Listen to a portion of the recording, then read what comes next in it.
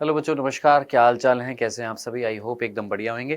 नया chapter start कर रहे हैं बेटा, पुष्पे पादपों की शारीरिकी, जिसमें हम पुष्पे पादपों का शारीर पढ़ते हैं। शारीरिकी मीन्स शारीर या एनाटमी, जिसको हम बोल देते हैं, यानी इंटरनल स्टडी जिसमें हम करते हैं। तो इस चैप्टर को अगर देखा जाए, रूपरेखा अगर देखी जाए, तो हमारी एनसीईआरटी से एक पोर्शन हट चुका है जिसको हमने डिटेल्ड लेक्चर में पढ़ा है, वो है ऊतक। तो उसको हम यहाँ पर एनसीईआरटी में तो पढ़ेंगे नहीं, डिटेल्ड लेक्चर में हम लोगों ने पढ़ा हुआ है। प्लांट्स के अंदर ऊतक जो है, विभजोतक ऊतक, स्थायी ऊतक। यहाँ पर हमारी एनसीईआरटी ने डायरेक्टली ऊतक तंत्र बताया हुआ है, द्विबीजपत्री और एक बीजपत्री पादपों की शारीरिकी बताई हुई है, और द्वितीय वृद्धि जो है ये भी नहीं बताया हुआ है। तो ये दो टॉपिक जो हैं हमारी एनसीईआरटी से हटा दिए गए हैं। केवल दो ही टॉपिक दिए हमारी एनसीईआरटी ने। जैसे अगर आप देखेंगे एनसीईआरटी में केवल दो ही टॉपिक है, एक है ऊतक तंत्र और एक है द्विबीज और एक बीज पत्रों की शारीरिकी। ये दोनों इंपॉर्टेंट टॉपिक हुआ करते थे, दोनों को ही हटा दिया है, तो ठीक है, अच्छी बात है। लेकिन फिर भी हमने ये जरूर पढ़ा, ये नहीं पढ़ा, इसकी जरूरत नहीं थी, ये फिर भी हमने पढ़ा। क्यों पढ़ा? ये जब दे नहीं रखा है एनसीईआरटी में, रीजन मैंने आपको डिटेल लेक्चर में भी बता दिया था कि ये तभी समझ में आते हैं जब आप ऊतकों के बारे में पढ़ते हैं। तो आइए स्टार्ट करते हैं बेटा। पुष्पे पादपों का शारीर, एनाटमी। आप बड़े प्राणी, पादप, जंतु दोनों में रचनात्मक समानता तथा बाह्य आकारिकी में विभिन्नता देख सकते हैं। आप प्लांट्स और एनिमल्स में बाहर से जब आकारिकी देखते हैं, एक्सटर्नल स्टडी करते हैं, तो आप विभिन्नता देख सकते हैं। हाँ जी, इस प्रकार जब हम भीतरी रचना का अध्ययन करते हैं तब हमें बहुत सी समानताएं और विभिन्नताओं का पता लगता है। जब हम भीतरी संरचना का अध्ययन करते हैं, इंटरनल स्टडी करते हैं, तो भी हमें समानता और विभिन्नताएं पता लगती हैं। इस अध्याय में हम उच्च पादपों में भीतरी रचनात्मक तथा कार्यात्मक संरचनाओं के विषय में पढ़ेंगे। यानी इस चैप्टर में हम इंटरनल स्टडी करेंगे, भीतरी अध्ययन करेंगे। किसका? पुष्पीय पादपों का। पौधों की भीतरी रचना के अध्ययन को हम शारीर कहते हैं। इंटरनल स्टडी को हम क्या बोलते हैं? एनाटोमी। एनाटोमी बोल दिया या एनाटमी बोल दिया, हिंदी में शारीरिकी बोल दिया या शारीर बोल दिया, एक ही बात है। पौधों में कोशिका आधारभूत इकाई होती है बेटा, चाहे पौधे हो चाहे सभी के अंदर कोशिका आधारभूत इकाई है। कोशिकाएं ऊतकों में और ऊतक अंगों में संगठित होते हैं। बहुत बेसिक सी बात है, कोशिका ऊतक बनाती है, ऊतक अंग बनाते हैं। पौधों के विभिन्न अंगों की भीतरी रचना में अंतर होता है। पौधों के अंदर जो अंग जो होते हैं उनके अंदर डिफरेंसेस होते हैं। एंजियोस्पर्म में एक बीजपत्री की शारीरिकी द्विबीजपत्री से भिन्न होती है। पुष्पीय पादप दो प्रकार के, एक मोनोकॉट और एक डाइकॉट। दोनों की जब हम इंटरनल स्टडी करते हैं तो हमें दोनों में क्या मिलते हैं? डिफरेंस मिलते हैं। उनके मूल में, उनके तने में, उनकी पत्तियों में, है ना, क्या मिलते हैं? डिफरेंसेस मिलते हैं। इंटरनल स्ट्रक्चर जो होती है, आंतरिक संरचनाएं जो होती है, भिन्न भिन्न होती है। किसमें? मोनोकॉट और डाइकॉट में। भीतरी संरचना पर्यावरण के प्रति अनुकूलन को भी दर्शाती है। भीतरी जो संरचनाएं जो है उनमें परिवर्तन जो है वो किस कारण आए? पर्यावरण में जो बदलाव आए हैं उनके प्रति, उनके रेस्पेक्ट में भीतरी रचनाओं में भी क्या आए हैं? चेंजेस आए हैं। यानी कोई प्लांट अपने आप को अनुकूलित कर रहा है, बाहरी पर्यावरण में अगर बदलाव आ रहा है तो उसके कारण इंटरनल जो स्ट्रक्चर्स हैं उनमें भी क्या आए हैं? चेंजेस आए हैं। वो ये यहाँ पर लाइन एक्सप्लेन कर रही है। आगे बढ़ते हैं। मैंने आपको बताया था, दो टॉपिक बता रखे हैं। सबसे पहला जो है वो है ऊतक तंत्र। हम अब तक विभिन्न प्रकार के ऊतकों तथा उनमें स्थित कोशिकाओं के प्रकार के आधार पर चर्चा कर रहे थे। आओ अब हम देखें कि पौधों के विभिन्न स्थानों पर स्थित ऊतक कैसे एक दूसरे से भिन्न होते हैं। उनकी रचना तथा कार्य भी उनकी स्थिति के अनुसार होते हैं। मतलब ये ना, अब पुरानी एनसीईआरटी में पहले आता था टॉपिक ऊतक, उसमें पुरानी एनसीईआरटी में पहले टॉपिक आता था ऊतक। उस ऊतकों में एक्सप्लेन किया जाता था, एक होता है विभजोतक ऊतक, एक होता है स्थायी ऊतक। फिर विभजोतक ऊतक के प्रकार होते थे। शीर्षस्थ विभजोतक है, अंतर्वेशी विभजोतक है, पार्श्व विभजोतक है ना। ऐसे स्थायी ऊतक होते थे। स्थायी ऊतक सरल होते हैं, जटिल होते हैं। सरल जो होते हैं उसमें आपके मृदुतक होते हैं, आपके स्थूल कोण होते हैं, दृढ़ोतक होते हैं, पैरेन्काइमा, कोलेनकाइमा, स्क्लेरेन्काइमा, और फिर उसके बाद जटिल होते हैं, जाइलम, फ्लोएम। ये सारा एक्सप्लेन किया होता था पुरानी एनसीईआरटी में। फिर उसके बाद पुरानी एनसीईआरटी में ऊतक एक्सप्लेन करने के बाद फिर हेडिंग आती थी ऊतक तंत्र। तो वहां से ये चीज कनेक्ट होती थी कि आओ कि अब हमने ऊतकों के बारे में पढ़ लिया, अब हम इसके आगे पढ़ेंगे कि ऊतक कौन कौन से कैसे कैसे व्यवस्थित होते हैं। अब वो टॉपिक नई एनसीईआरटी से तो हटा दिया, लेकिन ये लाइन नहीं देखी कि आओ अब हम पढ़ते हैं। अरे आओ अब हम पढ़ते हैं मीन्स पहले तो हटा दिया, अब आओ हम कैसे पढ़ेंगे। इसीलिए डिटेल्ड लेक्चर में हमने ऊतक पढ़ा है। ठीक है, तो अब हम उनकी रचना, उनकी स्थिति के अनुसार जो ऊतक जो होते हैं वो पढ़ेंगे। रचना और स्थिति के आधार पर ऊतक तंत्र तीन प्रकार के होते हैं। क्वेश्चन बनेगा क्या? क्वेश्चन बनेगा प्लांट्स के अंदर ऊतक तंत्र जो होता है वो कितने प्रकार का है सर? 3 प्रकार का है। किस आधार पर? तो भूल मत जाइएगा, किस आधार पर? रचना और स्थिति। उसकी संरचना, रचना मींस स्ट्रक्चर और स्थिति मींस पोजीशन। स्ट्रक्चर और पोजीशन के बिहाफ पर ऊतक तंत्र जो होते हैं प्लांट्स के अंदर वो 3 प्रकार के होते हैं। कौन कौन सा? एक है बाह्य त्वचीय ऊतक तंत्र, एक है भरण ऊतक तंत्र और एक है संवहनी ऊतक तंत्र। भरण ऊतक तंत्र को हम मौलिक ऊतक तंत्र भी बोल देते हैं। तो 3 प्रकार के ऊतक तंत्र है, एक है बाह्य त्वचीय ऊतक तंत्र, एक है भरण या मौलिक ऊतक तंत्र और एक है संवहनी ऊतक तंत्र। तो इस प्रकार ये 3 प्रकार के ऊतक तंत्र हैं, एक एक करके पढ़ेंगे। सबसे पहला कौन सा है? बाह्य त्वचीय ऊतक तंत्र। नाम से पता लग रहा है बाह्य त्वचीय मींस जो सबसे बाहर पाया जाएगा प्लांट के अंदर। बाह्य त्वचीय ऊतक तंत्र में क्या क्या आ जाएगा सर? बाह्य त्वचा आ जाएगी, आउटर लेयर आ जाएगी जिसको हम एपिडर्मिस बोलते हैं। बाह्य त्वचीय ऊतक तंत्र पौधे का सबसे बाहरी आवरण होता है जिसके अंतर्गत बाह्य त्वचा कोशिकाएं आती हैं। अब बाह्य त्वचा कोशिकाएं कौन होती है? एपिडर्मिस की सेल्स होती हैं।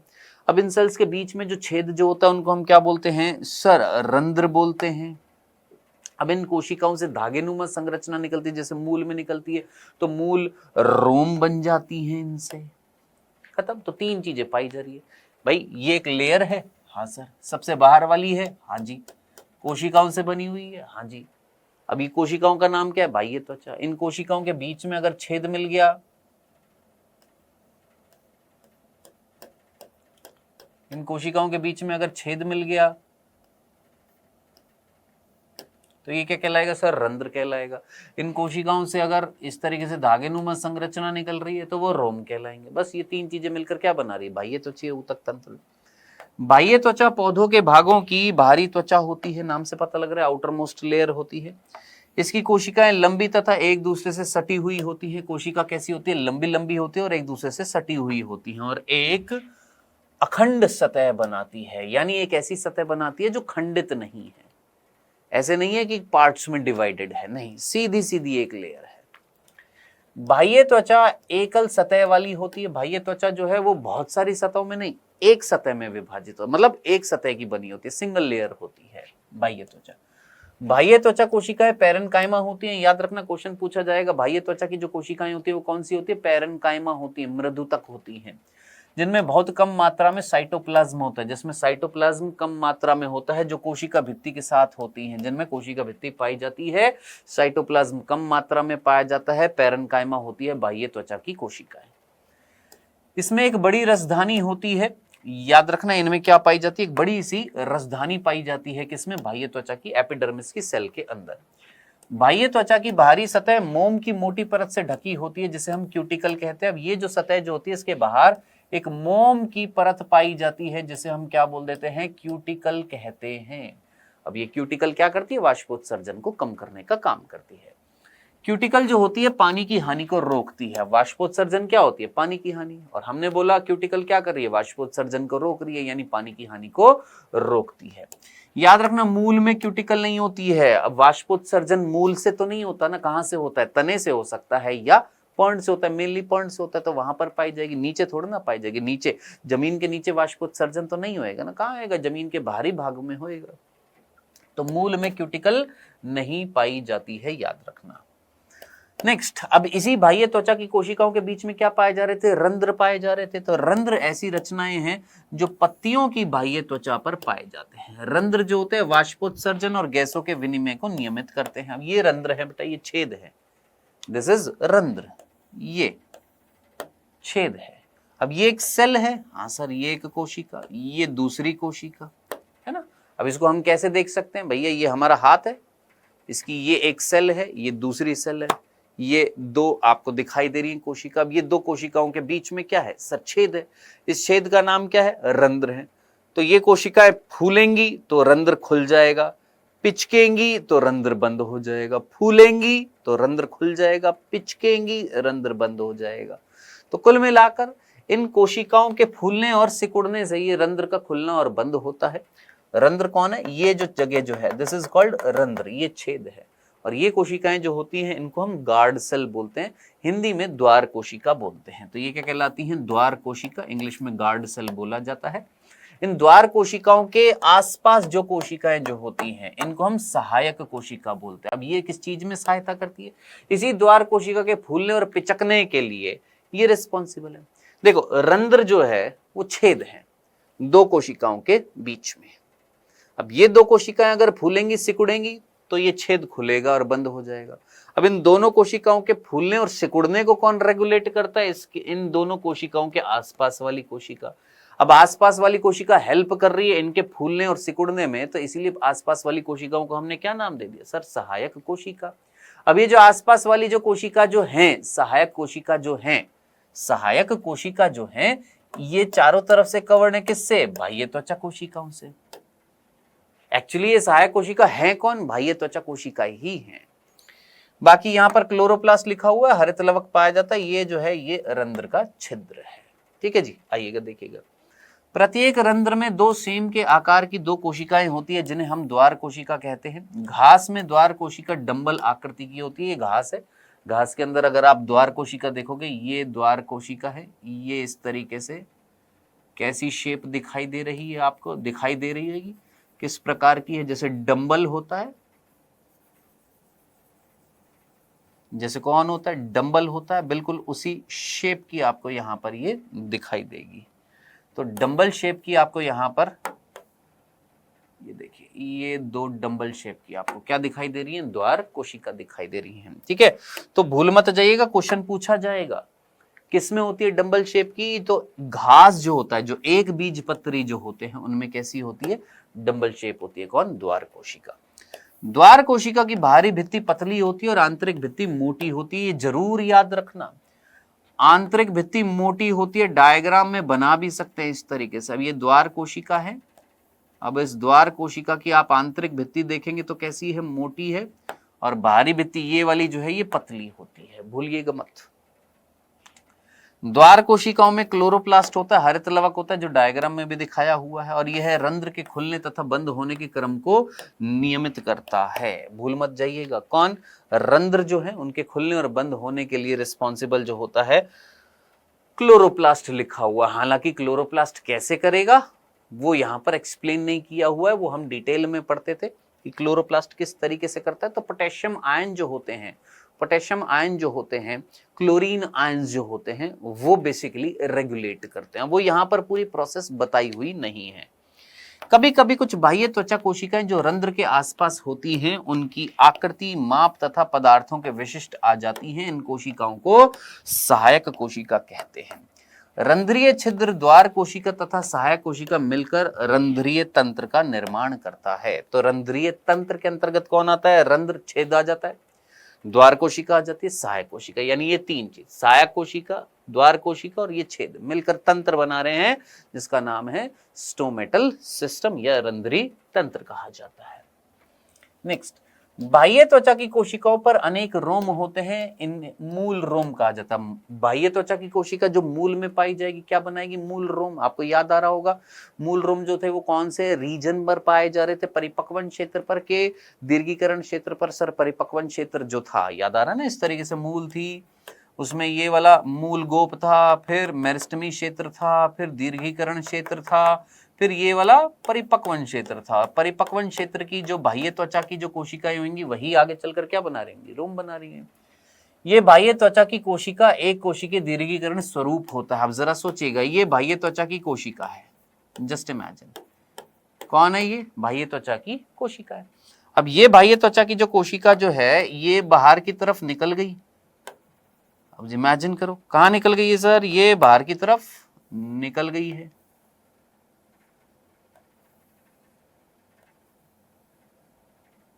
क्या बना दिया? एक रोम जैसी संरचना बना दी है। तो क्या लिखा हुआ है कि वो जो एक कोशिका जो है वो दीर्घीकृत हो रही है, यानी दीर्घी मतलब एलोंगेट हो रही है, बाहर की तरफ खिंच रही है, जो क्या बना रही है? इस तरीके से रोम बना रही है। अब ये रोम क्या कर रहे हैं?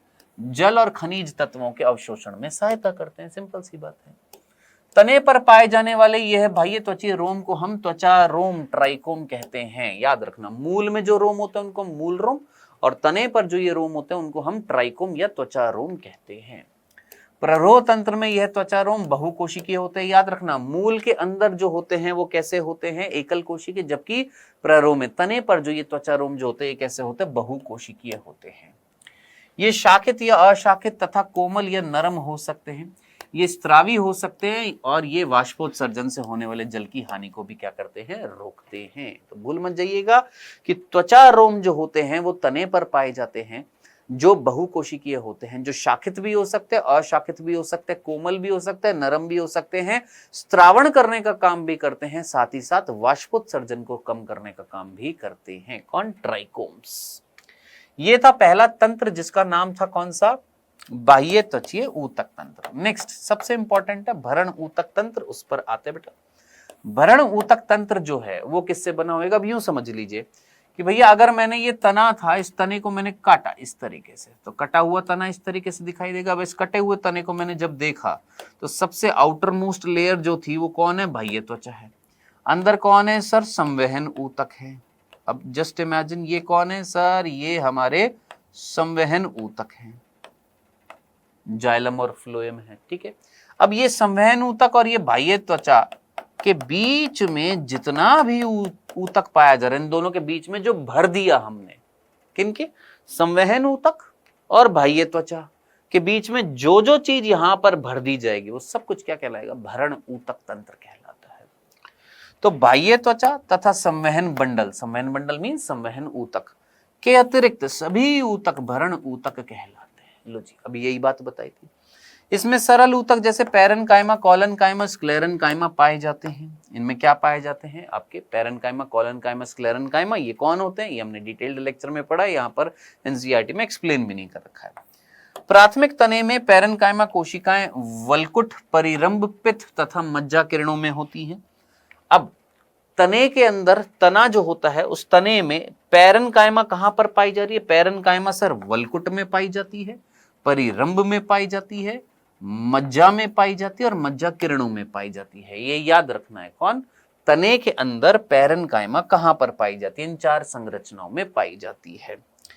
पत्तियों में भरण ऊतक जो होता है वो पतली भित्ति वाली तथा क्लोरोप्लास्ट युक्त कोशिकाओं से बना होता है, जिनको हम पर्ण मध्योतक मीजोफिल सेल्स कहते हैं। याद रखना, पत्तियों के अंदर जो भरण ऊतक जो होता है वो किससे बना होता है, कोशिकाओं से। उन कोशिकाओं का नाम होता है मीजोफिल सेल्स, पर्ण मध्योतक कोशिका। यही वो कोशिकाएं जिनमें प्रकाश संश्लेषण होता है। बस इतना सा ही लिखा हुआ है किसमें, भरण ऊतक तंत्र में। नेक्स्ट आ जाता है संवहनी ऊतक तंत्र। बहुत बहुत बहुत इंपॉर्टेंट है। इसके टाइप्स जो है वो सारे के सारे आपने याद रखने हैं। किसके, संवहन ऊतक तंत्र के। संवहन तंत्र में क्या पाए जाते हैं सर, जटिल ऊतक जाइलम और फ्लोएम पाए जाते हैं। जाइलम और फ्लोएम दोनों मिलकर संवहन बंडल बनाते हैं। द्विबीजपत्री में जाइलम तथा फ्लोएम के बीच कैम्बियम होती है। याद रखना, जैसे आप यहां पर देखेंगे ये जाइलम है नीचे वाला और ये फ्लोएम है। ठीक है, ये मैं इस तरीके से दिखाता हूं। इफ दिस इज जाइलम,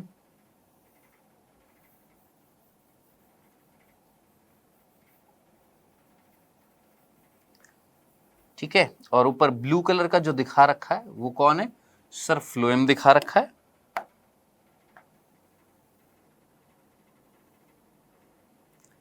अब आप देखिए जरा, जाइलम और फ्लोएम के बीच में कोई और लेयर भी पाई जा रही है। हाँ सर, एक और लेयर पाई जा रही है।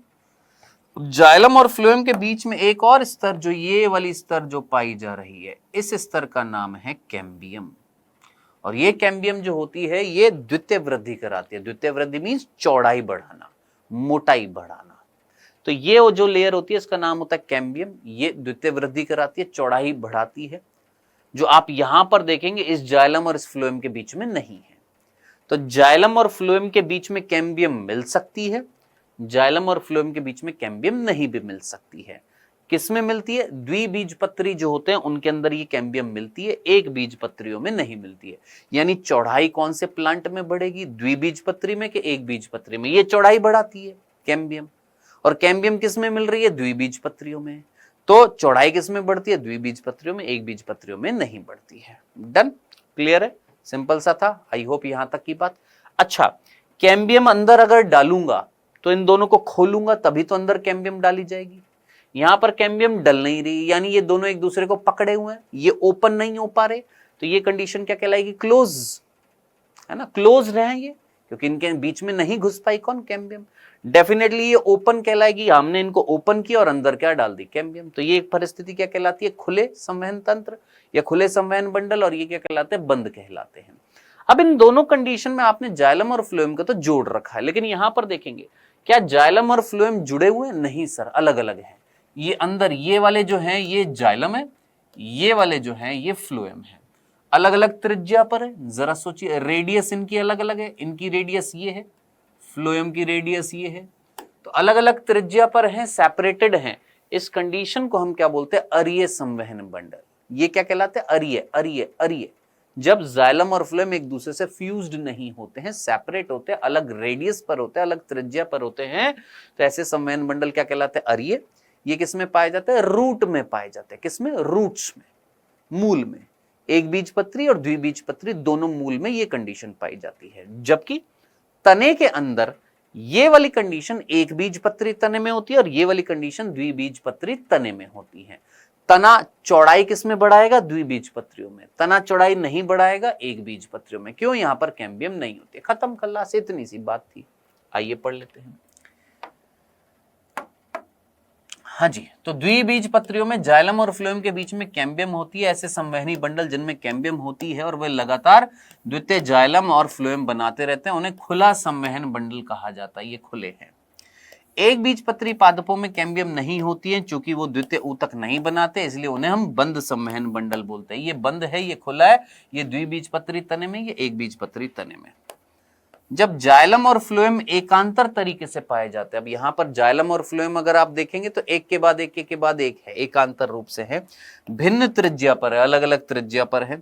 ऐसे संवहन बंडल को हमने क्या बोला था, अरीय बोला था। और ये किसमें पाए जाते हैं, मूल में पाए जाते हैं।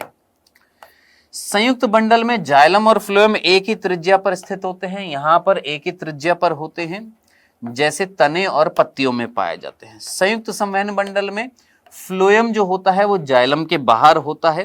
अब आप अगर देखेंगे यहां पर इस डायग्राम में, अगर आप देखेंगे सो देखिएगा, जरा ध्यान से देखिएगा, यहां पर जाइलम और फ्लोएम, जाइलम और phloem, this is where is, yes, ये हमारा, चलो मैं वैसे दिखा देता हूं, वैसे बताने की कोशिश करता हूं कि अगर मैंने ये तने को काटा तो अंदर की तरफ है जाइलम और बाहर की तरफ है फ्लोएम। फ्लोएम को हमने ब्लू कलर से दिखाया था। डन, क्लियर है। तो बाहर की तरफ फ्लोएम है, अंदर की तरफ जाइलम होएगा। ये समझाने की कोशिश की जा रही है कि फ्लोएम जो है जाइलम के बाहर पाया जाता है। तो ये फ्लोएम हो गया ब्लू कलर का, और ये रेड कलर का। ब्लू और रेड क्यों ले रहे हैं, क्योंकि हमारी एनसीईआरटी ने ब्लू और रेड कलर लिया है। जाइलम के लिए रेड लिया, फ्लोएम के लिए ब्लू लिया, ताकि इजीली समझ में आ जाए। ठीक है जी, चलिए जी, तो ये हो गया हमारा संवहन ऊतक तंत्र। नेक्स्ट आगे बढ़ते हैं। अब है इस चैप्टर में बस हमें 6 चीजें पढ़नी है।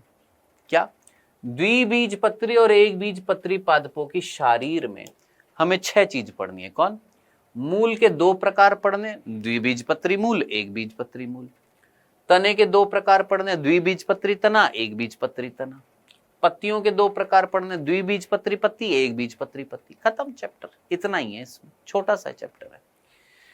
तो ऊतक की संरचना का भली भांति अध्ययन करने के लिए पौधे के इन भागों के परिपक्व अनुप्रस्थ काट का अध्ययन करना पड़ेगा। अब हम इनका क्या लेंगे, अनुप्रस्थ काट लेंगे कि अगर ये तना था तो हमने इसको इतना सा काटा, काटने के बाद इसको आपके सामने रख दिया। आपके सामने जब रखेंगे तो सामने से हमें ये गोल गोल दिखाई देगा। बस अब इसकी इंटरनल स्टडी हमें करनी है। मैंने कहा आइए करते हैं।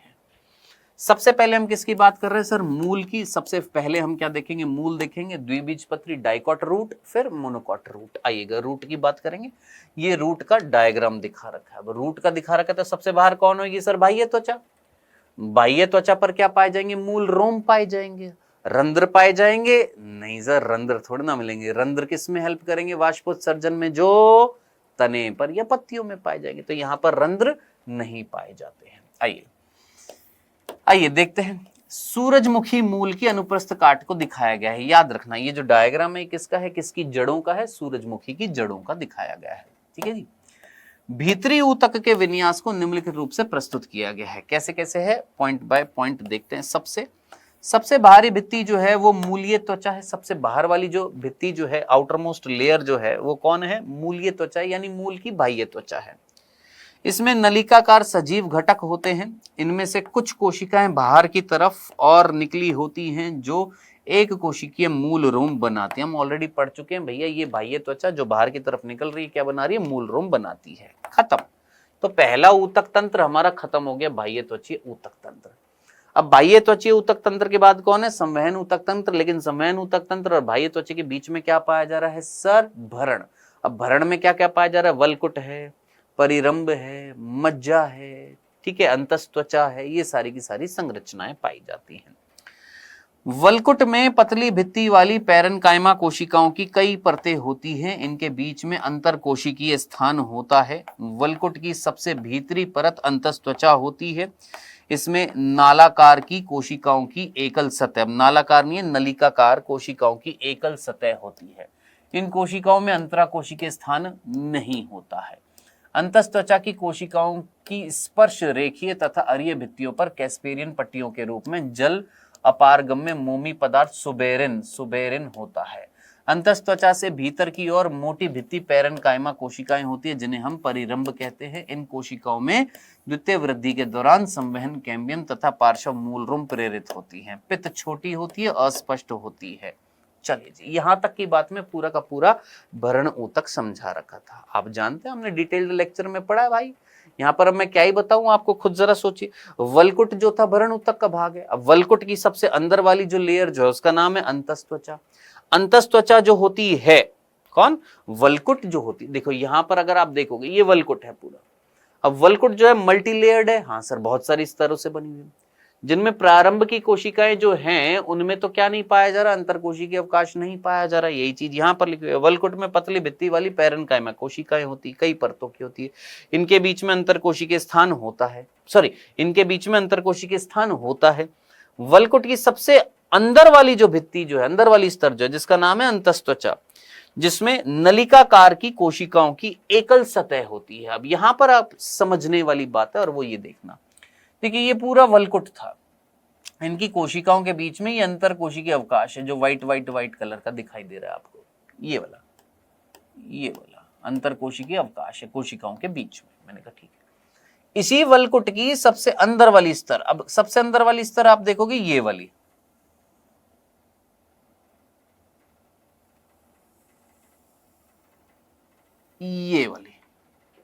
ये सबसे अंदर वाली स्तर है, ठीक है। इनके बीच में अंतर कोशिकीय अवकाश नहीं दिखेगा, इसके और इसके बीच में है, इसके और इसके बीच में, इसके और इसके बीच में नहीं, इनके बीच में अंतर कोशिकीय अवकाश नहीं है। वही चीज यहां पर लिखी हुई थी, क्या कि अंतर कोशिकीय अवकाश कहां पर था, वलकुट की जो ये वाली जो है ना, बहुत सारी लेयर जो है इनकी कोशिका, लेकिन वलकुट की सबसे अंदर वाली जो लेयर जो उसका नाम है अंतस्त्वचा, एंडोडर्मिस, उनके बीच में अंतर कोशिकीय अवकाश नहीं होता है, ठीक है जी। इन कोशिकाओं में अंतर कोशिकीय स्थान नहीं होता। अब ये जो अंतस्त्वचा की जो कोशिकाएं जो होती हैं, जो आपस में एक दूसरे को स्पर्श कर रही हैं, है ना, वहां पर क्या पाई जाती है, उनकी भित्तियों पर क्या पाई जा रही है सर, कैस्पेरियन पट्टिका। कैस्पेरियन पट्टिका क्या होती है, एक वैज्ञानिक था जिसका नाम था कैस्पेरी, उन्होंने ये पट्टिका देखी थी, इसलिए नाम क्या पड़ गया कैस्पेरियन पट्टिका। बेसिकली ये क्या होती है, ये जो होती है एक मोमी पदार्थ, यानी मोम जैसा पदार्थ होता है, वैक्स की कोटिंग होती है, जिसका नाम होता है सुबेरिन। ये सुबेरिन जो होता है ये इन कोशिकाओं के बीच में पाया जाता है, जो क्या करता है, जल को आने जाने से क्या करता है, रोकता है, यानी जल के लिए अपारगम्य होता है। अंतस्त्वचा की भीतर की ओर मोटी भित्ति पैरेन्काइमा कोशिकाएं होती है, जिसे हम परिरंभ बोलते हैं। अब अंदर की तरफ क्या पाई जा रही है, अब ये तो होगी कौन, अंतस्त्वचा, अंदर की तरफ क्या पाई जा रही है, परिरंभ। नाउ ये वाली जो कोशिकाएं जो है, ये वाली कोशिकाएं, ये क्या कहला रही है सर, परिरंभ कहला रही है, ठीक है जी। आगे इन कोशिकाओं में द्वितीय वृद्धि के दौरान संवहन कैम्बियम तथा पार्श्व मूल प्रेरित होती है, ठीक है जी। अब ये रिस्पॉन्सिबल होगी कौन किसके लिए, द्वितीय वृद्धि के लिए। पित्त छोटी होती है, पित्त क्या होती है, ये वाला भाग जो होता है इसको हम पित्त बोलते हैं, मज्जा बोलते हैं। ये छोटी होती है कंपैरेटिवली, यहाँ पर बड़ी होती है, दिखा रखी है यहाँ पर, ये छोटी होती है द्विबीजपत्री में, और अस्पष्ट होती है। पैरेन्काइमा कोशिकाएं जो जाइलम तथा फ्लोएम बंडल के बीच में होती हैं उन्हें कंजंक्टिव ऊतक कहा जाता है। याद रखना, जाइलम और फ्लोएम के बीच में, किसके बीच में? जाइलम और फ्लोएम के बीच में जो ऊतक पाया जाता है उसे हम क्या बोलते हैं? कंजंक्टिव ऊतक बोलते हैं। यहां पर इस तरीके से पाया जाता है, जो जैसे अब यहां पर अगर आप देखेंगे जाइलम और फ्लोएम, उनके बीच में यहां पर जो ऊतक पाया जाएगा वो क्या कहलाएगा? कंजंक्टिव ऊतक कहता है। 2 से 4 तक जाइलम तथा फ्लोएम के खंड होते हैं। 2 से 4, जैसे यहां पर कितने दिखा रखे हैं सर? 4 दिखा रखे हैं। ऐसे 2 से 4 क्या होते हैं? जाइलम फ्लोएम होते हैं।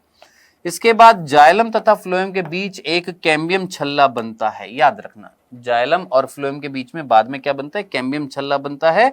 अंतस त्वचा के अंदर की ओर सारे ऊतक जैसे परिरंभ, संवहन ऊतक तथा पित्त मिलकर रंभ कहलाते हैं। क्वेश्चन पूछा जाएगा कौन कौन? परिरंभ, संवहन ऊतक और पित्त। अब यहां पर देखना, ये सारा जिसमें पित्त आ गया, संवहन ऊतक आ गया और परिरंभ आ गया, ये परिरंभ हो गया, ये सारा परिरंभ है।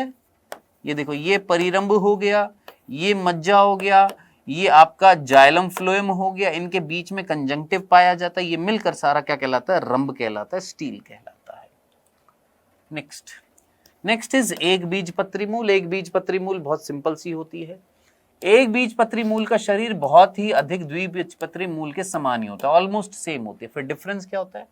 इनमें बाह्य त्वचा, वल्कुट, अंतः त्वचा, परिरंभ, संवहन मंडल तथा पित्त होते हैं। सेम टू सेम जैसे वहां पर थे यहां पर भी वही है। एक बीजपत्री में इनकी संख्या प्राय 6 से अधिक होती है, जबकि द्विबीजपत्री में कुछ ही जाइलम मंडल थे। क्या कि यहां पर जैसे अगर आप देखेंगे 2 से 4 हमने बोले थे। कितने बोले थे सर? संवहन मंडल कितने थे सर? 2 से 4 हमने बोले थे। संख्या कितनी बोली थी सर? 2 से 4। 2 से 4 तक थी जाइलम फ्लोएम। यहां पर कितनी है सर?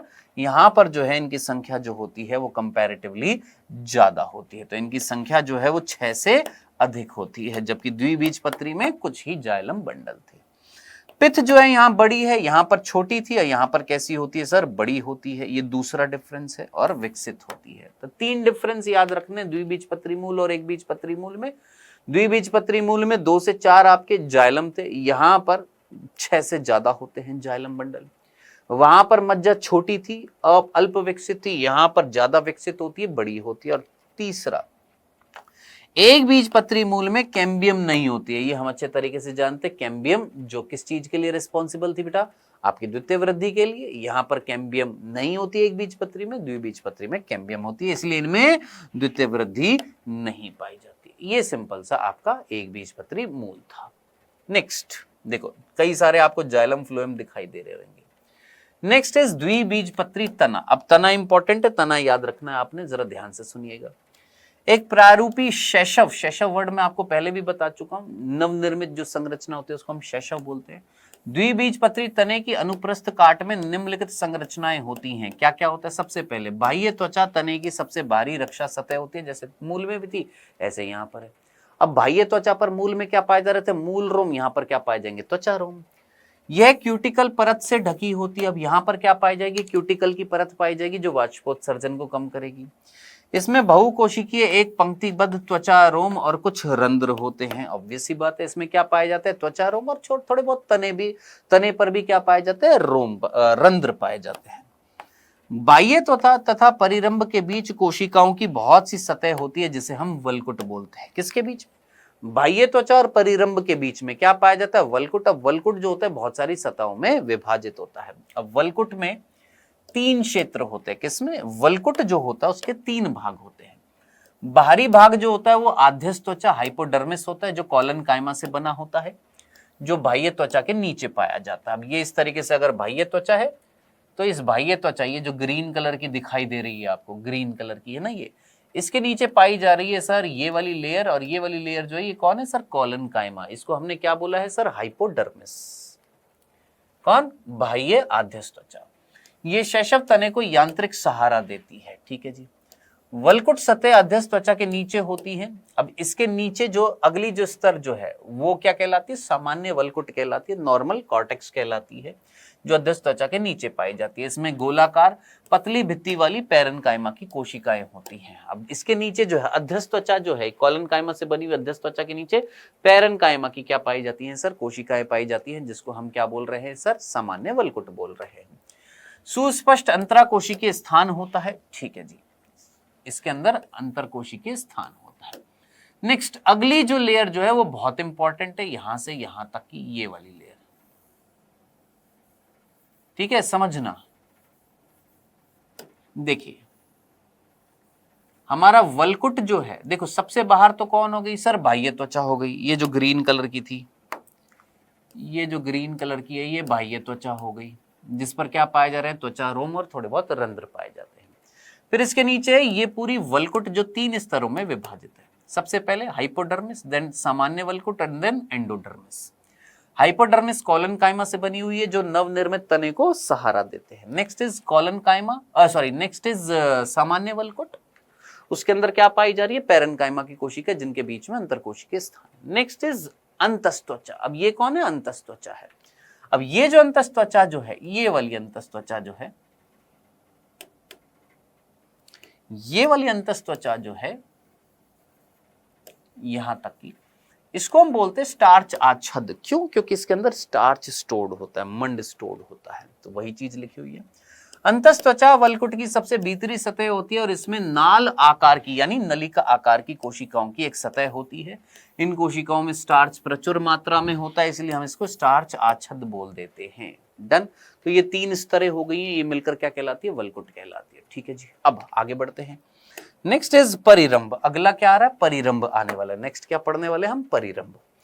परिरंभ जो है वो अंतस्थ त्वचा के नीचे होता है और फ्लोएम के ऊपर होता है। अब आप यहां पर देखेंगे तो दिस इज फ्लोएम, ये कौन है सर, फ्लोएम है, ये फ्लोएम है, ये अंतस्थ त्वचा, इनके बीच में कौन है सर, परिरंभ है। ठीक है जी। इसमें स्क्लेरेन्काइमा की कोशिकाएं अर्धचंद्राकार समूह में होती है। अब यहां पर अगर आप देखेंगे ये पूरा कैसा बन रहा है सर, अर्धचंद्राकार संरचना बन रही है। ये कैसी संरचना बन रही है, अगर आप ध्यान से देखेंगे ये संरचना कैसी बन रही है सर, अर्धचंद्राकार संरचना बनती है। किसकी, स्क्लेरेन्काइमा की। संवहन बंडलों के बीच अरीय रूप में विन्यास पैरेन्काइमा कोशिका कुछ सतह होती हैं जो मज्जा किरणें बनाती हैं। मज्जा किरणें क्या होती हैं, ये अगर आप देखेंगे ये कौन है सर, मज्जा है। जाइलम और फ्लोएम, जैसे अब ये फ्लोएम है, अगला फ्लोएम यहां पर, ये जैसे ये जाइलम है, जाइलम है, ये फ्लोएम है, फ्लोएम है। अब ये पूरा कौन है, मज्जा। अब ये मज्जा यहां से इनके बीच में पाया जा रहा है। हाँ सर, अब ये जो बीच में पाया जा रहा है मज्जा, ये किस रूप में पाया जाएगा, पैरेन्काइमा की कोशिका, और वो सारी की सारी क्या कहलाती है, मज्जा किरणें कहलाती है। तो ऐसे लगता है जैसे सूर्य से किरणें निकली, ऐसे मज्जा से किरणें निकलती है, इसलिए मज्जा किरणें बोल दिया जाता है। बहुसंख्यक संवहन बंडल एक छल्ले के रूप में होता है। आपको संवहन बंडल कैसे दिखाई दे रहा है सर, बहुत सारे संवहन बंडल एक छल्ले के रूप में दिखाई दे रहे हैं। संवहन बंडलों का छल्ले में बना होना द्विबीजपत्री तने का गुण है। क्वेश्चन पूछ लिया जाएगा किसके अंदर संवहन बंडल छल्ले के रूप में पाए जा रहे हैं, तो द्विबीजपत्री तना जो होता है उसके अंदर छल्ले के रूप में क्या पाए जाते हैं, संवहन बंडल पाए जाते हैं। प्रत्येक संवहन बंडल संयुक्त मध्यादिदारु तथा खुले होते हैं। याद रखना, संवहन बंडल कैसे होते हैं, मध्यादिदारु होते हैं और खुले होते हैं। मध्यादिदारु, अब ये कंडीशन हमारी एनसीईआरटी में यहाँ तो बताई नहीं है, स्टार्टिंग में भी नहीं बताई है, लेकिन हमने डिटेल्ड लेक्चर में पढ़ा है कि मध्यादिदारु क्या होता है, जब आदि दारू अंदर की तरफ होती है और बाहर की तरफ होती है, कहाँ होती है, वो कंडीशन हम पढ़ चुके हैं। तो ये आपको तभी समझ में आएगा। खुले का मतलब मैं आपको बता चुका हूं कि भैया अंदर से ओपन है। तने में पिथ जो होती है केंद्र में होती है, याद रखना। पिथ यानी मज्जा कहां पर है, बीच में है। गोलाकार होती है, पैरेन्काइमा की कोशिकाएं होती है। गोलाकार है, पैरेन्काइमा की यहां पर क्या पाई जा रही है, कोशिकाएं पाई जाती हैं। इन कोशिकाओं के बीच में अंतर कोशिकीय स्थान होता है। अब यहां पर जो कोशिकाएं पाई जाएगी उनके बीच में क्या होगा, इस कोशिकाओं के बीच में क्या होता है, स्थान होता है। नेक्स्ट इज एक बीजपत्री तना, ये द्विबीजपत्री तना था। नेक्स्ट एक बीजपत्री तना ये वाला है। क्या डिफरेंस है, बहुत सिंपल सा डिफरेंस है। एक बीजपत्री तने की शारीरिकी द्विबीजपत्री तने से कुछ भिन्न होती है, थोड़ी सी अलग होती है। कैसे, लेकिन ऊतकों के विन्यास रहने के क्रम में कोई अंतर नहीं होता। कैसे कैसे आप देखेंगे, एक बीजपत्री तने में भी बाह्य त्वचा पर त्वचारोम नहीं होते हैं। डिफरेंस हम देख रहे हैं, यहां पर कोई त्वचारोम है नहीं, वहां पर त्वचारोम थे, हाँ सर त्वचारोम थे। नेक्स्ट, एक बीजपत्री तने में अध्यस्थ त्वचा स्क्लेरेन्काइमा कोशिकाओं की बनी होती है। वहां पर अध्यस्थ त्वचा किसकी बनी हुई थी सर? अध्यस्थ त्वचा कॉलनकाइमा की बनी हुई थी। दिस इज अध्यस्थ त्वचा हाइपोडर्मिस किसकी बनी हुई थी? कॉलनकाइमा की। यहां पर किसकी बनी होती है? याद रखना, हाइपोडर्मिस जो होती है वो किसकी बनी होती है? स्क्लेरेन्काइमा की बनी होती है। याद रखना, बहुत इंपॉर्टेंट है। अध्यस्थ त्वचा स्क्लेरेन्काइमा की है, वहां पर अध्यस्थ त्वचा कॉलनकाइमा की थी। इंपॉर्टेंट है, याद रखना, भूल मत जाना। यहां पर लिखा हुआ है अध्यस्थ त्वचा कॉलनकाइमा की है। कहां लिखा हुआ? अध्यस्थ त्वचा कॉलनकाइमा की है। अध्यस्थ त्वचा कॉलनकाइमा की है, याद रखना, इंपॉर्टेंट है। ठीक है जी। वलकुट में कई सतह होती है, इसमें बहुत से बिखरे हुए संवहन बंडल होते हैं। अब अंदर जो है, अब आप देखेंगे यहां पर कोई परिरंभ है? नहीं सर। कोई मज्जा है? नहीं सर। कोई वलकुट है? नहीं सर। यानी अंदर जो है भरण ऊतक जो है वो विभेदित नहीं हुआ। केवल और केवल पैरेन्काइमा की कोशिकाएं, उन पैरेन्काइमा की कोशिकाओं के अंदर कौन पाए जा रहे? संवहन मंडल। अब संवहन मंडल इंपॉर्टेंट है। आप देखेंगे बीच में जो संवहन मंडल पाए जा रहे कम है, किनारे पर क्या है सर? ज्यादा है। बीच में जो कम पाए जा रहे हैं उनका आकार बड़ा है, किनारे पर जो ज्यादा पाए जा रहे हैं उनका आकार छोटा है। खत्म। इसके संवहन बंडल के चारों ओर स्क्लेरेन्काइमा का बंडल आच्छादित होता है। याद रखना, इनके जो संवहन बंडल जो होते हैं उनके चारों तरफ स्क्लेरेन्काइमा की एक आवरण पाया जाता है, जिसको हम बंडल आच्छादित कहते हैं। संवहन बंडल संयुक्त होते हैं और बंद होते हैं, एक दूसरे से जुड़े होते हैं और बंद होते। बंद है मीन्स द्वितीय वृद्धि नहीं होगी यहाँ पर। परिधीय संवहन बंडल जो होते हैं वो छोटे होते हैं और केंद्र में कैसे होते हैं? बड़े होते हैं। परिधि की तरफ छोटे, केंद्र की तरफ बड़े होते हैं। संवहन मंडलों में फ्लोएम पैरेन्काइमा नहीं होता है और इसमें जल रखने वाली गुहिकाएं होती हैं। याद रखना, भूल मत जाना, ये इंपॉर्टेंट है। पर्टिकुलरली जो फ्लोएम जो होता है उस फ्लोएम में पैरेन्काइमा नहीं होती है। कौन? फ्लोएम। जब आप पढ़ते हैं, अब ये भी यहां पर नहीं है एनसीईआरटी में, फ्लोएम जो होते हैं उसके 4 अव्यय होते हैं। ठीक है, एक फ्लोएम के 4 भाग होते हैं। यह फ्लोएम 4 प्रकार की कोशिकाओं से बना होता है। एक चालिनी नलिका होती है, एक सहायक कोशिका होती है, एक फ्लोएम पैरेन्काइमा होता है और एक फ्लोएम रेशे होते हैं। तो यहां पर एक बीजपत्री जो होते हैं उनके फ्लोएम में फ्लोएम पैरेन्काइमा नहीं होता है, याद रखना। और जल रखने वाली गुहिकाएं नहीं होती हैं। किसमें? जाइलम में जल रखने वाली गुहिकाएं इसमें नहीं होती हैं। ये था सिंपल सा एक बीजपत्री तना। नेक्स्ट आ जाते हैं पत्तियों की बात करते हैं। अगेन पत्ती। अब द्विबीजपत्री पत्ती को हम क्या बोलते हैं? पृष्ठाधार पत्ती बोलते हैं। और एक बीजपत्री पत्ती जो होती है उसको हम समृद्धि पार्श्व पत्ती बोलते हैं। यह समपार्श्विक पत्ती भी बोल दिया जाता है, यह समृद्धि पार्श्व पत्ती भी बोल दिया जाता है। आइए सबसे पहले पृष्ठाधार पत्ती की बात कर लेते हैं या द्विबीजपत्री पत्ती की हम यहाँ पर बात कर लेते हैं। पृष्ठाधार पत्ती के फलक की लंबवत काट 3 प्रमुख भाग जैसे बाह्य त्वचा, पर्ण मध्योतक तथा संवहन तंत्र दिखाते हैं। अब देखिए बहुत सिंपल सी बात है, अगर मैं तना हूं और ये पत्ती है तो ये क्या कहलाएगी सर? ये वाला भाग ऊपर वाला पृष्ठ और नीचे वाला अधर भाग। पृष्ठ भाग अलग है, अधर भाग अलग है। यहां पर प्रकाश ज्यादा पड़ेगा, यहां प्रकाश कम पड़ेगा, तो आंतरिक संरचना डिफरेंट होगी। हाँ जी, एक तो पत्ती ऐसे है, ठीक है, तने के अक्ष के क्या मिल रही है? 90 डिग्री पर माई जा रही है। एक ऐसे पत्ती पाई जा रही है इस तरीके से। जितना प्रकाश यहां पर पड़ा, जितना प्रकाश यहां पर पड़ा, तो ये कैसी होगी? सम पार्श्विक होगी, यानी समान होंगे दोनों पार्श्व भाग। तो वो क्या कहलाएगी? सम द्विपार्श्विक पत्ती कहलाएगी।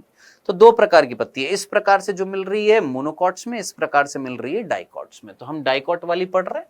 तो डाइकॉट वाली जो पत्ती होती है इसमें 3 प्रमुख भाग होते हैं। एक बाह्य त्वचा होता है, एक संवहन ऊतक होते हैं और भरण ऊतक तंत्र किससे बना होता है सर? पर्ण मध्योतक कोशिका से, मीजोफिल सेल से। बाह्य त्वचा जो ऊपर की सतह पर होती है, ऊपरी सतह क्या कहलाती है? अभ्यक्ष बाह्य त्वचा कहलाती है। और निचली जो होती है उसको हम अपाक्ष बाह्य त्वचा बोलते हैं। उस पर क्या पाई जाती है? क्यूटिकल पाई जाती है। अब ये क्यूटिकल जो होती है ऊपर पाई जाती है और नीचे भी पाई जाती है। अब ऊपर जो है ज्यादा प्रकाश पड़ेगा, प्रकाश अगर ज्यादा पड़ेगा तो रंध्र ऊपर ज्यादा होंगे कि नीचे ज्यादा होंगे? अगर ऊपर रंध्र ज्यादा कर देते, प्रकाश पड़ता, सारा पानी निकल जाता। तो पानी तो निकालना है लेकिन सारा तो नहीं निकालना ना। तो ऊपर जो है, ऊपरी जो त्वचा जो है, अभ्यक्ष बाह्य त्वचा जो है, यहाँ पर रंध्र कम होते हैं जबकि नीचे रंध्र ज्यादा होते हैं। यहाँ होते ही नहीं है, होते भी तो बहुत कम होते कंपैरेटिवली। यहाँ नीचे वाली सतह पर अपाक्ष पर ज्यादा होते हैं। इसको हम अबैक्सियल बोलते हैं, इसको हम एडेक्सियल बोलते हैं। निचली बाह्य त्वचा पर ऊपरी सतह की अपेक्षा रंध्र बहुत अधिक संख्या में होते हैं, मैंने आपको बता दिया है। ऊपरी सतह पर रंध्र भी हो सकते हैं, ऐसा नहीं कि नहीं हो सकते, हो सकते लेकिन कम होते हैं। ऊपरी तथा निचली बाह्य त्वचा के बीच स्थित सभी ऊतकों को पर्णमध्योतक कहते हैं। इनके बीच में जो पाया जा रहा है दैट इज सारा का सारा पर्णमध्योतक होता है। पर्णमध्योतक जिसमें क्लोरोप्लास्ट होते हैं और प्रकाश संश्लेषण करते हैं वो पैरेन्काइमा कोशिकाएं होती हैं। बेसिकली ये कौन है? पैरेन्काइमा कोशिकाएं जो मीजोफिल कहला रही है, जिसमें क्लोरोप्लास्ट हरित लवक पाया जाता है, प्रकाश संश्लेषण होता है। अब ये दो प्रकार की होती है, आप देखेंगे ये इस तरीके से लंबवत पाई जा रही है और ये इस तरीके से पाई जा रही है। अब इनमें एयर किस में है? सर ये वाली जो कोशिका इनके बीच में एयर है, और एयर है तो स्पंजी कौन सी होंगी? ये स्पंज की तरह होंगी क्योंकि इनके बीच में वायु है, जबकि ये स्पंज नहीं है, ये लंबवत पाई जाती है। ठीक है, तो अब दो प्रकार की, एक है खंबे के जैसे पाई जा रही है और एक है स्पंज के जैसी है, थुलथुली है। क्यों? क्योंकि एयर पाई जा रही है इनके बीच में। खंभ पैरेन्काइमा ऊपरी बाह्य त्वचा के बिल्कुल नीचे होती है। ऊपरी बाह्य त्वचा के नीचे कौन पाई जा रही है? सर ये खंभ पैरेन्काइमा, और इनकी कोशिकाएं लंबी होती है, ये लंबवत समांतर होती हैं। स्पंजी पैरेन्काइमा खंभ कोशिकाओं के नीचे होती है। स्पंजी जो है वो खंभ के नीचे होती है और निचली बाह्य त्वचा तक जाती है। कहां तक जा रही है? निचली बाह्य त्वचा तक जाती है। इस क्षेत्र की कोशिकाएं अंडाकार या गोलाकार होती है, या तो अंडे के जैसी होती है या गोल शेप की होती है। इन कोशिकाओं के बीच बहुत सारा खाली स्थान होता है और वायु गुहिकाएं होती है, इसलिए नाम क्या पड़ा इनका? स्पंजी, क्योंकि इनके बीच में खाली स्थान है जिसमें वायु भरी पड़ी है। डन। तो ये हो गया हमारा पर्णमध्योतक कोशिका या भरण ऊतक तंत्र। नेक्स्ट इज संवहन। संवहन ऊतक तंत्र जो होता है उसमें संवहन बंडल होते हैं। इन बंडलों में शिराएं तथा मध्य शिरा संवहन बंडल का भाई मैंने आपको पहले ही बताया था भाई, ये शिरा, मध्य शिरा, शिरिका, इनमें कौन होता है? संवहन बंडल होते हैं। अब जितनी मोटी शिरा उतने ही ज्यादा माप किसका होएगा? संवहन बंडल का। तो संवहन बंडल का माप शिराओं के माप पर आधारित होता है। जितनी मोटी शिरा उतना ही ज्यादा संवहन बंडल, जितनी पतली उतना ही पतला संवहन बंडल। शिराओं की मोटाई द्विबीजपत्रियों की जालिकावत शिरा विन्यास में भिन्न होती है। अब देखिए जालिकावत शिरा विन्यास जो होती है उसमें जाल के रूप में क्या पाई जाती है? शिराएं पाई जाती है। कोई मोटी शिरा है, कोई पतली शिरा है, तो संवहन बंडल भी मोटे पतले पाए जाते हैं। संवहन बंडल संयुक्त होते हैं, बाह्य फ्लोएमी होते हैं, यानी फ्लोएम बाहर की तरफ होता है, अंदर की तरफ कौन होता है? जाइलम होता है। मध्यादि दारुक, ये डिटेल्ड लेक्चर में आपने पढ़ा हुआ, बाह्य आदि दारू कौन सा होता है और मध्यादि दारू कौन सी कंडीशन होती है। प्रत्येक संवहन बंडल के चारों ओर मोटी भित्ति वाली कोशिकाओं की एक परत होती है जो सघन होती है। किसके? ये जो संवहन बंडल है, यहां से प्रश्न आता है, याद रखना, ये संवहन बंडल है, इसके चारों तरफ एक मोटी सघन गाढ़ी एक कोशिका की परत पाई जा रही है जिसे हम बंडल आच्छद कहते हैं। याद रखना, इसको हम क्या बोलते हैं? बंडल आच्छद कहते हैं। आच्छद आएगा, छाद नहीं आएगा, इसको बंडल आच्छद कहते हैं। इसको दिखा रखा है, जाइलम को देखो, संवहन बंडल में जाइलम के स्थान को देखो। अब हम यहाँ पर जाइलम देख रहे हैं, जाइलम है और ये ब्लू कलर का फ्लोएम है। ठीक है, और ये क्या कहलाता है? आपका बंडल आच्छद कहलाता है। ये खंभ पैरेन्काइमा है और ये स्पंजी पैरेन्काइमा, ये खंभ पर्णमध्योतक है, स्पंजी पर्णमध्योतक है। इसके बीच में वायु पाई जा रही है। ये अभ्यक्ष बाह्य त्वचा है जहां पर रंध्र कम होते हैं, ये अपाक्ष बाह्य त्वचा है जिसमें रंध्र पाए जाते हैं। ये थी हमारी द्विबीजपत्री पत्ती। नेक्स्ट इज एक बीजपत्री। एक बीजपत्री बिल्कुल सिंपल सी है, जैसी इंटरनल स्ट्रक्चर यहां पर होगी सेम यहां पर होगी। क्या यहां पर खंभ और स्पंजी पाए जाएंगे? नहीं। यहां पर खंभ स्पंजी क्यों पाए जा रहे थे? क्योंकि यहां पर प्रकाश ज्यादा पड़ रहा था, कंपैरेटिवली यहां पर प्रकाश कम पड़ रहा है, तो वायु यहां से ज्यादा आएगी। क्यों? क्योंकि रंध्र यहां है, वायु आएगी तो यहां पर वायु भरी रहेगी, यहां पर वायु नहीं होगी, कम होगी। हाँ जी, एक समृद्धि पार्श्व पत्ती का शारीर तथा पृष्ठाधार पत्ती का शारीर अधिकांश एक समान ही होते हैं, ऑलमोस्ट सेम ही होता है। बस फर्क क्या होता है? कुछ भिन्नता देखने को मिलती है। क्या? इसमें ऊपरी तथा निचली बाह्य त्वचा पर एक समान क्यूटिकल होती है। अब जैसे यहाँ पर क्यूटिकल और यहाँ पर क्यूटिकल अगर देखते हैं तो यहाँ क्यूटिकल मोटी होती है। क्यों? क्योंकि यहाँ पर वाष्पोत्सर्जन को कम करना होता है तो मोम की परत मोटी होती है, कंपैरेटिव नीचे पतली होती है, लेकिन यहाँ पर बराबर होती है। दोनों सतहों पर रंध्र की संख्या लगभग समान होती है, यहां पर अलग अलग थी, यहां पर समान होती है। घास में ऊपरी बाह्य त्वचा कुछ कोशिकाएं लंबी, खाली और रंगहीन होती है। इन कोशिकाओं को आवर्त त्वक कोशिका कहते हैं। यहां से डेफिनेटली क्वेश्चन पूछा जाता है, याद रखना। इंग्लिश में बोलते हैं बुली फॉर्म सेल्स। इंग्लिश में इन सेल्स को क्या बोला जाता है? बुली फॉर्म सेल्स बोला जाता है। हिंदी में क्या बोला जाता है? आवर्त त्वक कोशिका। क्या बोल रहे हैं? घास जो होती है उसमें ऊपरी बाह्य त्वचा जो होती है, अब जैसे ऊपरी बाह्य त्वचा है यहाँ पर, ऊपरी बाह्य त्वचा जो है यहाँ पर कुछ कोशिकाएं होती हैं जो कैसी होती हैं, लंबी होती है, खाली होती है, रंगहीन होती है, ना रंग होता है उनमें, खाली होती है, अंदर से खाली होती है और लंबी लंबी होती है। इन कोशिकाओं का नाम है आवर्धतक कोशिका। अब इनका काम क्या होता है, जब कोशिकाएं स्फीति होती है यानी फूलती हैं, तब ये कोशिकाएं मुड़ी हुई पत्तियों को खुलने में सहायता करती है। अब जैसे पत्ती मान लो क्या है, अगर बारिश नहीं होती है तो घास क्या हो जाती है, मुरझा जाती है, नीचे हो जाती है। जैसे ही पानी आता है तो ये सीधी खड़ी हो जाती है। आपने देखा होगा बारिश होती है तो सीधी हो जाती है घास, तो वो इन्हीं आवर्तक कोशिकाओं से होती है। तो जब कोशिका स्फीति होती है तब ये कोशिकाएं मुड़ी हुई पत्तियों के खुलने में सहायता करती है। अब कोशिकाओं के अंदर पानी भर दोगे, खाली है ना, पानी भर दोगे तो कोशिका फूल जाएगी। कोशिका स्फीति का मतलब होता है फूलना, तो कोशिका फूल गई, जब पानी आ गया फूल जाएंगी। तो कोशिकाएं जो मुड़ी हुई जो पत्तियां जो थी उनके पत्तियों के खुलने में हेल्प कर रही है, कौन, ये आवर्तक कोशिका। वाष्पोत्सर्जन की अधिक दर होने पर ये पत्तियां वाष्पोत्सर्जन की दर कम करने के लिए मुड़ जाती है। अब वाष्पोत्सर्जन की अगर दर ज्यादा हो जाए, पानी ज्यादा निकलना है, तो पानी को ज्यादा निकलने से रोकने के लिए क्या हो जाती है, मुड़ जाती है, ताकि वाष्पोत्सर्जन की दर क्या हो जाए सर, कम हो जाए। एक बीजपत्रियों की पत्तियों में शिरा विन्यास समांतर होता है, ये हम पहले भी पढ़ चुके हैं। इसका पता तब लगता है जब हम एक पत्ती की लंबवत काट देखते हैं जिसमें संवहन बंडल का माप भी एक समान होता है। अब जरा सोचिएगा, अगर शिरा विन्यास समांतर है, सारी की सारी शिराएं समान हैं, एक दूसरे के बिल्कुल पैरेलल हैं, तो अंदर संवहन बंडल का माप भी कैसा होएगा, समान होएगा। लेकिन अगर कैसा होएगा सर, जालिकावत होएगा, और जालिकावत होएगा तो कोई जालिका में कोई शिरा बड़ी हो सकती है, कोई शिरा छोटी हो सकती है। तो यहां पर माप कैसा था, वो डिपेंड कर रहा था शिरा के माप पर। यहां पर कैसा है सर, समांतर है, और अगर समांतर होएगा तो सारे का सारा कैसा होएगा, माप कैसा होएगा, एक समान होएगा।